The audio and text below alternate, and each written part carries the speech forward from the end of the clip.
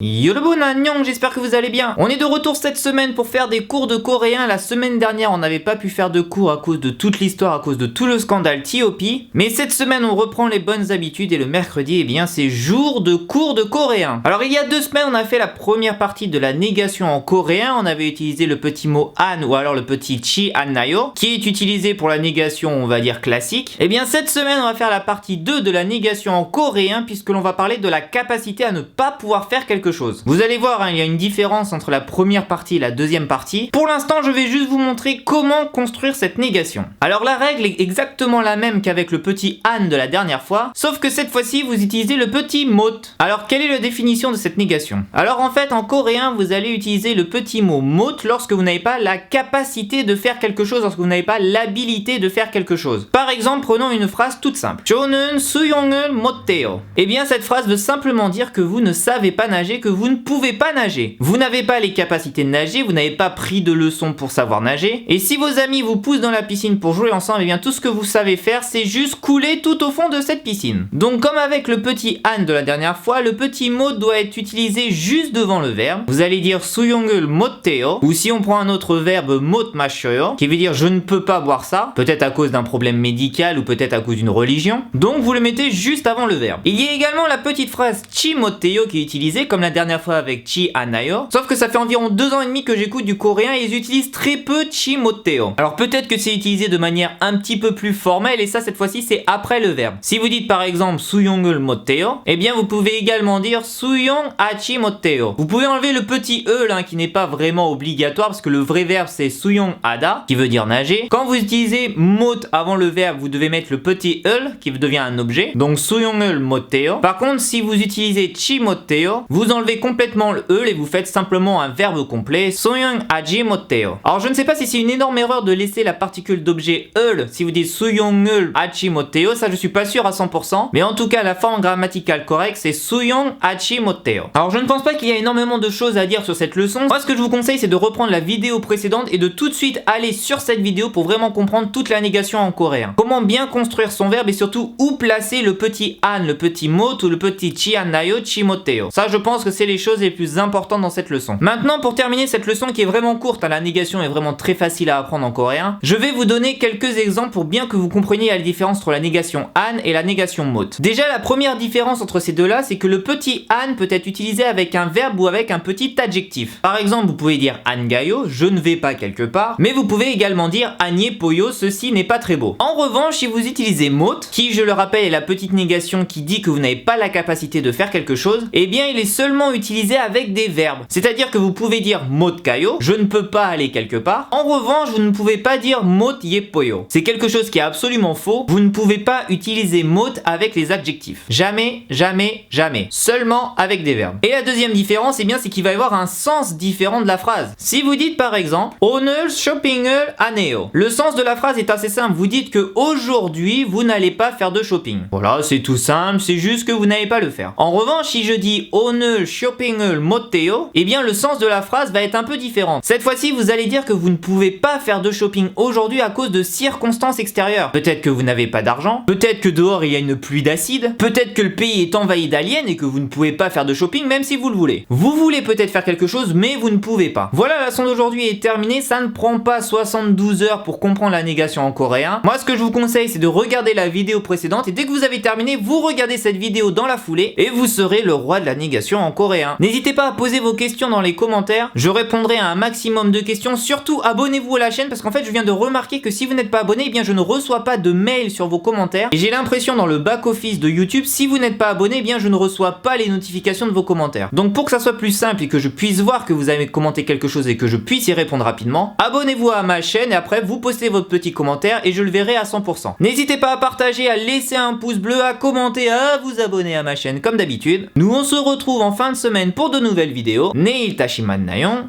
안녕.